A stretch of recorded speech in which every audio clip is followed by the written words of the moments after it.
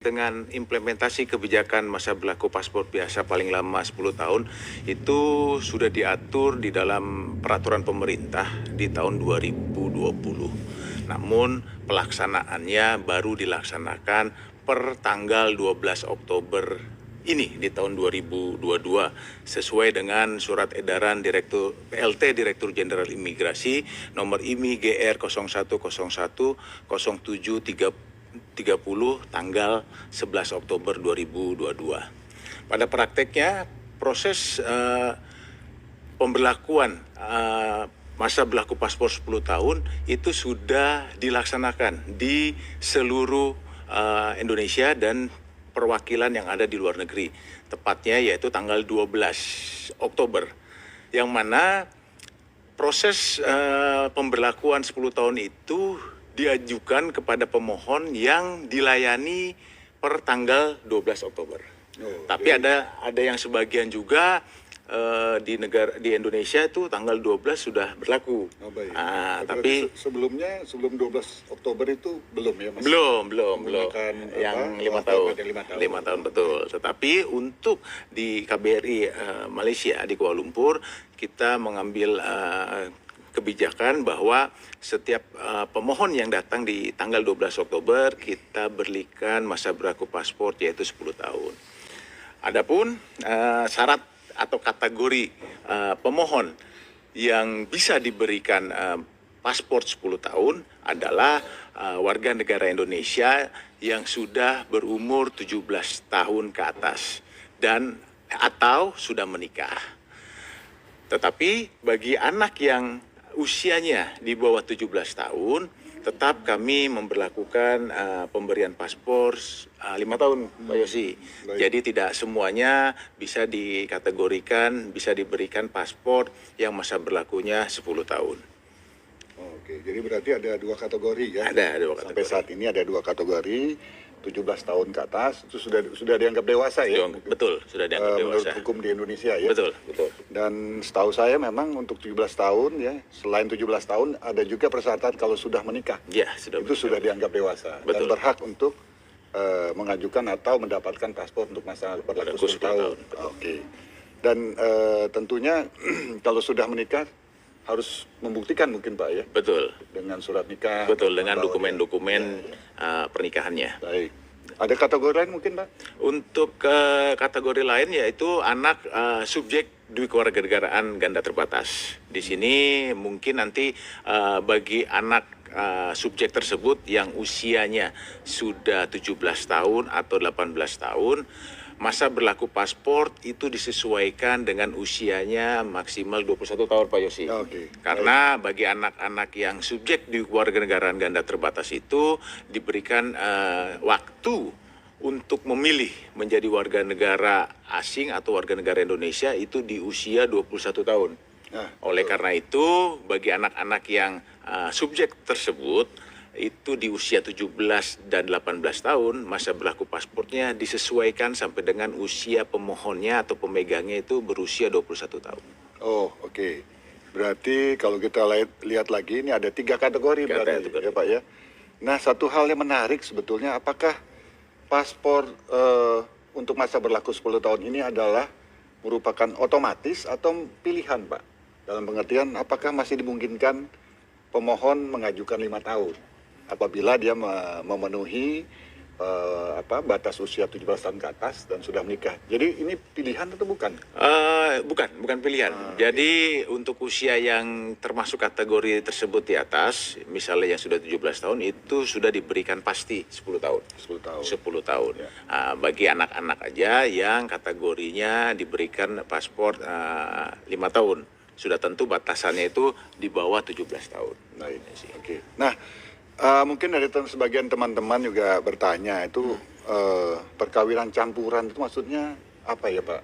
Apakah antar warga negara asing atau berbeda agama dalam hal ini atau keyakinan gitu ya? Ini lebih kemana ya Pak ya? Kalau perkawinan campuran itu perkawinan antar WNA dan WNI Pak Yusi tepatnya. Jadi banyak sekarang warga negara Indonesia yang menikah dengan warga negara asing atau warga negara Malaysia itu yang disebutkan sebagai perkawinan campuran. yang mana nanti anak dari hasil kawin campuran itu menurut undang-undang itu sampai usia 21 tahun maksimal, sudah 18 tahun, itu diberikan dapat memiliki 2 kewarganegaraan. Jadi memilih sifatnya ya? Setelah usia 21 tahun diwajibkan harus memilih. Nah, ini agak menarik ya kalau untuk perkawinan campuran, karena ini kan banyak juga yang terjadi di Malaysia ya. Dan warga kita juga ada yang menikah dengan warga Malaysia atau warga Malaysia menikah dengan kita. Nah, ini kalau disimulasikan itu misalnya seperti apa Pak? Misalnya ya, anak ini sudah berusia 18 tahun. Ya, berarti kategori ini kan sudah dewasa, sudah bisa memenuhi kategori untuk mendapatkan paspor selama 10 tahun masa berlakunya. Nah, untuk anak yang sudah berusia 18 tahun untuk perkawinan campuran, apakah dia bisa otomatis mendapatkan paspor yang 10 tahun atau ini dia harus menunggu dulu hingga 21 tahun Pak? Simulasinya gimana? Simulasinya, jadi kembali lagi bahwa anak hasil kawin campuran itu sampai usia 21 tahun kan dia boleh memiliki 2 kewarganegaraan.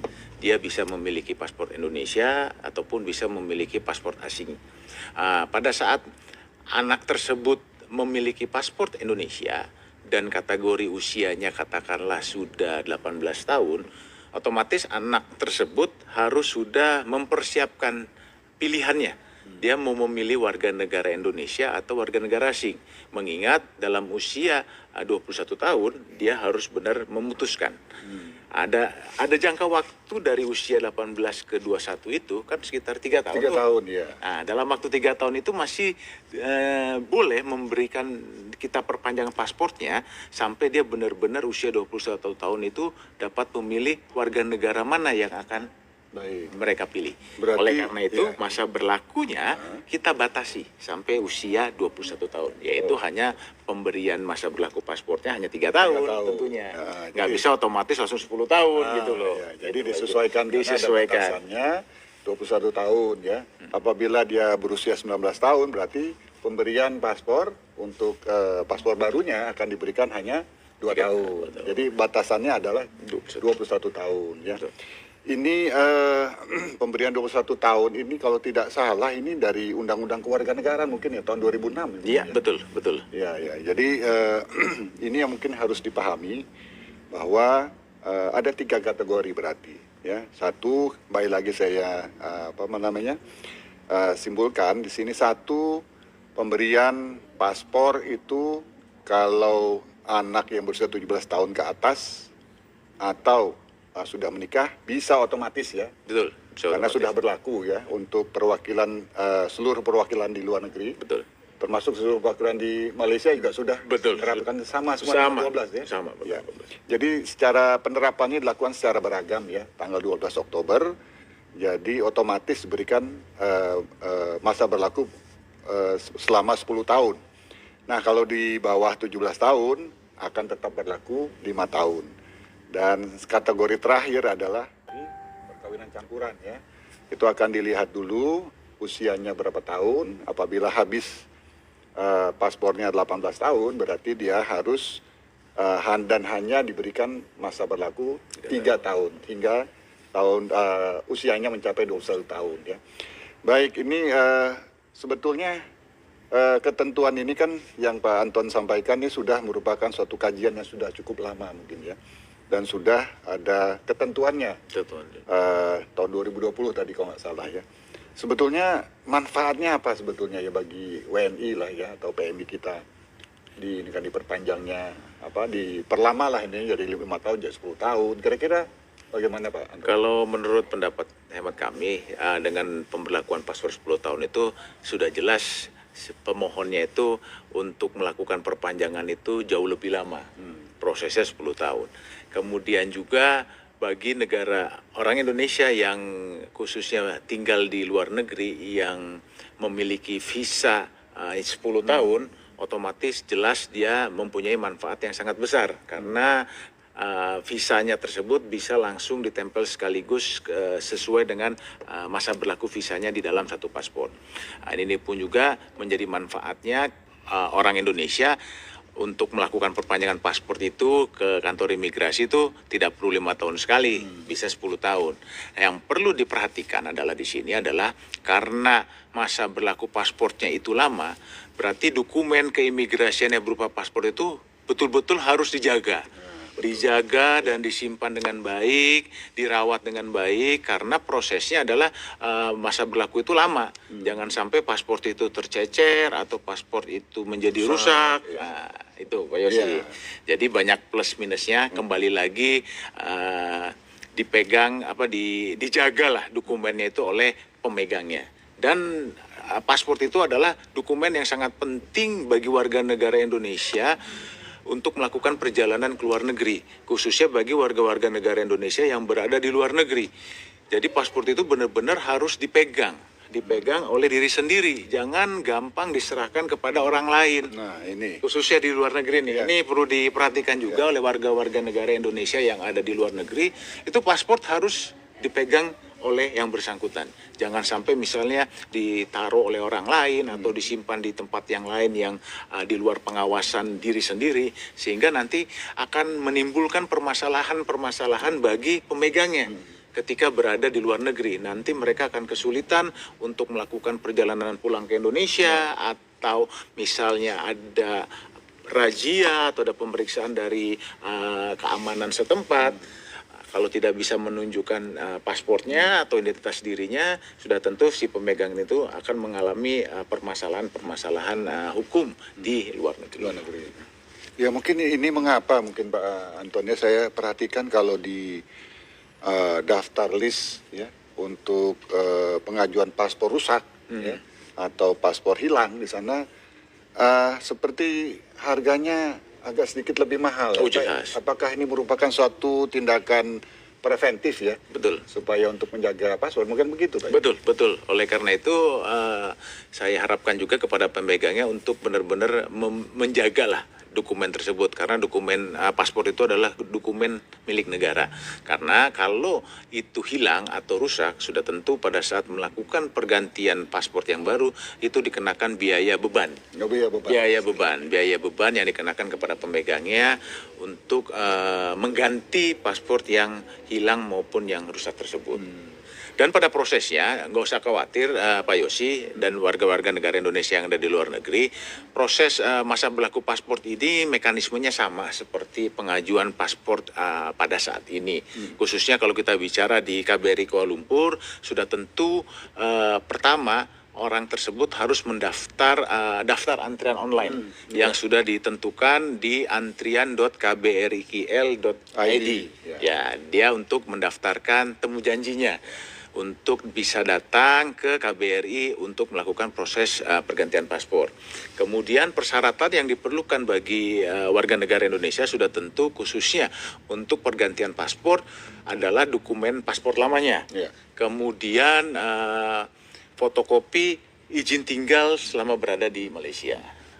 Itu syarat untuk bisa melakukan pergantian paspor. Namun atas arahan dari Bapak Dubes, bagi warga negara Indonesia khususnya pemegang permit MIT itu ada penambahan kontrak kerja. Kontrak kerja yang diterbitkan oleh atas tenaga kerja untuk syarat melakukan perpanjangan paspornya. Hal ini diperlukan karena untuk kita memastikan dan menjaga benar-benar khusus warga negara Indonesia yang bekerja di Malaysia ini hak-haknya terpenuhi dan terjamin selama bekerja di Malaysia. Itu sebenarnya tugas dari kita pemerintah adalah untuk memastikan saja. Jangan dianggap itu sebagai persyaratan yang mempersulit. Bukan itu tujuannya. Jadi itu juga rekan-rekan Indonesia yang ada di Malaysia perlu diperhatikan juga. Kita pada prinsipnya di KBRI ini adalah membantu dan memberikan perlindungan. Tetapi masyarakat yang ada di Indonesia pun juga, yang ada di Malaysia juga harus memenuhi persyaratan-persyaratan yang sudah ditetapkan oleh KBRI sehingga proses pergantian dokumen tersebut bisa berjalan dengan tertib, lancar dan baik, Pak Yosi. Baik, terima kasih. Ini cukup gamblang nih penjelasannya Kang Anton, kita panggil Kang Anton di sini ya. Satu hal lagi mungkin Kang terkait dengan peraturan dari Kementerian Hukum dan HAM ya, yang nomor 18 tahun 2022 ini apakah hanya mengatur mengenai masalah paspor saja dalam pengertian ada perubahan masa berlaku atau ada hal-hal lainnya, misalnya SWLP ada perubahan atau mungkin nggak? Untuk di ketentuan tersebut bahwa jenis paspor itu sebenarnya ada dua ya. Ada yang paspor biasa berbahan kertas, ada juga paspor elektronik. Nah, tapi untuk proses penerbitan paspor elektronik itu baru bisa dibuat dan dilakukan itu di Indonesia. Untuk pergantian paspor di KBRI itu masih menggunakan paspor biasa.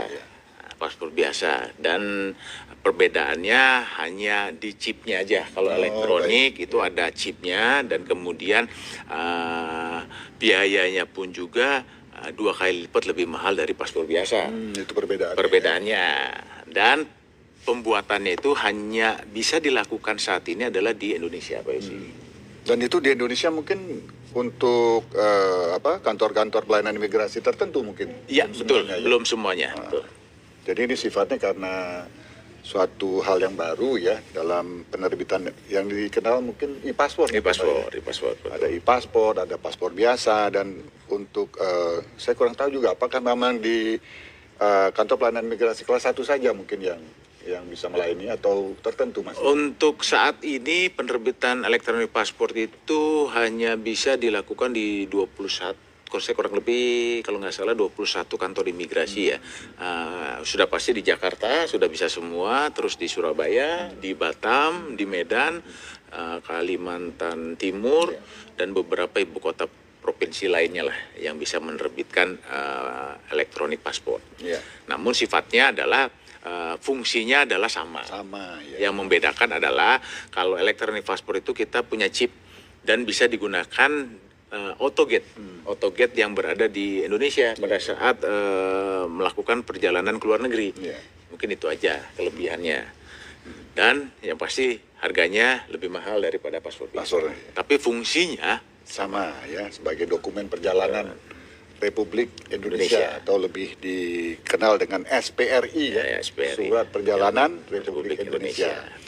Nah, berarti ini adalah merupakan pilihan mungkin ya, mau gunakan biometrik dengan chips ataupun tidak, tapi penggunaannya adalah sama. Tapi saya rasa ini mungkin ini kita perlu syukuri ya, bahwa kebijakan dari pemerintah Republik Indonesia ya, dengan menerapkan masa berlaku paspor selama 10 tahun, ini sedikit banyak menguntungkan sebetulnya kalau kita lihat bagi PMI kita atau warga negara kita yang berada di luar negeri, sehingga tidak perlu bolak-balik ya 5 tahun sekali untuk mengganti paspor, dan mungkin efeknya mungkin ada ya dampaknya ya terhadap pelayanan di KBRI mungkin Pak Anton ya. Sudah pasti. Sudah pasti. Mungkin tidak untel-untelan lagi. Tidak untel-untelan lagi, lebih tertib dan lebih ibaratnya lebih panjang lah orang menggantikan paspor itu lebih panjang 10 tahun. Sehingga yang kita harapkan adalah mungkin kenyamanan. Kenyamanan dari para pemohon paspor dapat lebih nyaman lagi untuk pengajuan paspor, sehingga karena antrian semakin berkurang misalnya ke depannya seperti itu, sehingga antrian maupun pelayanan akan lebih teratur. Betul, ya? Betul. Apalagi di KBRI Kuala Lumpur ya, nanti dan sekarang sudah tengah dilakukan uji coba dan implementasi dari pelayanan pembayaran non tunai atau cashless. Ini sudah berlaku juga mungkin Pak ya? Mungkin untuk pelayanan yang lain sudah berlaku. Untuk paspor kita masih uji coba. Kemungkinan di awal-awal November kita sudah mulai memberlakukan pembayaran non tunai untuk pelayanan keimigrasian khususnya paspor dan SPLP. Jadi kita harapkan mungkin nanti teman-teman sekalian ke depannya akan lebih membaik ya, secara lebih tertib serta lebih memudahkan setidaknya ya, sehingga kenyamanan dalam pelayanan ini dapat nanti dirasakan oleh teman-teman sekalian pada saat melakukan pemohonan untuk dokumen-dokumen yang diperlukan, tidak hanya dokumen keimigrasian tetapi juga dokumen kekonsuleran, termasuk hal-hal yang terkait dengan ketenaga kerjaan, dokumen sana, sehingga bisa membantu teman-teman sekalian. Nah, mungkin ini kita bisa melihat sekarang ini ada beberapa pertanyaan masuk dari awal, mungkin Pak ini bisa dilihat. Nah, ini ada dari Pak Hari Asmoro, ya. Paspor baru saya baru sambung di KBRI Mei 2022, tapi kolom tanda tangan nggak ada. Apakah nggak masalah untuk perjalanan ke Malaysia dan Indonesia? Nah, ini ada beberapa kalau kita baca ya di media ya, mengenai paspor yang tidak ada tanda tangannya. Karena di beberapa negara yang kita lihat ya di Eropa lah seperti itu, ada beberapa yang mempertanyakan sebenarnya. Tapi di Malaysia kira-kira bagaimana, atau ada kebijakan lain? Untuk di Malaysia, untuk kolom tanda tangan ini kolom tanda tangan pemegangnya ya. Emang untuk pemberlakuan dokumen paspor saat ini bahwa tidak ada kolom tanda tangan bagi pemegangnya. Tetapi itu bisa dilakukan endorsement tanda tangan pemegangnya, bisa diajukan ke KBRI atau ke kantor imigrasi setempat untuk menambahkan kolom tanda tangan bagi pemegangnya.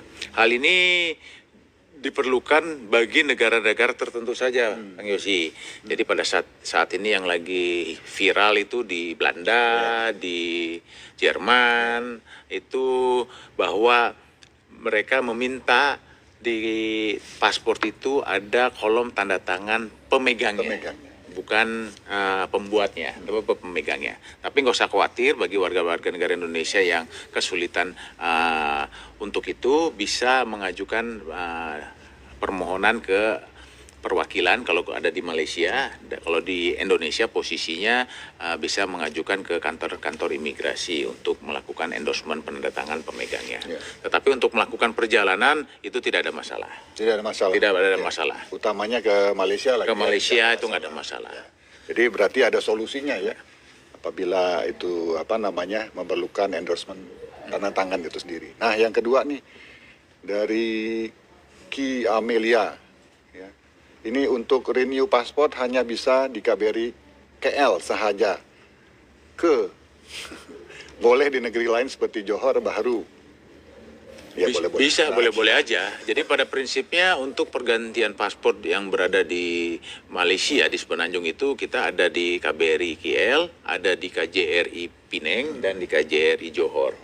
Pada prakteknya proses pergantian paspor itu bisa di mana saja sesuai dengan domisili pemohonnya. Dia lebih dekat kemana gitu loh. Misalnya dia di daerah Ipoh, lebih dekat ya ke Penang lah bikin pergantian paspor.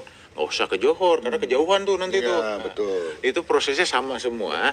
Nah, cuman yang perlu diperhatikan adalah harus mendaftar secara online dulu. Jangan sampai nanti daftarnya itu lain. Takutnya dia daftarnya di KBRI KL, nanti datangnya ke KJRI Penang. Itu nanti pasti akan ditolak karena beda kamar lah ya ibaratnya. Kalau mau niatnya perpanjangan di KJRI Penang, ya silakan mendaftar antriannya di KJRI Penang.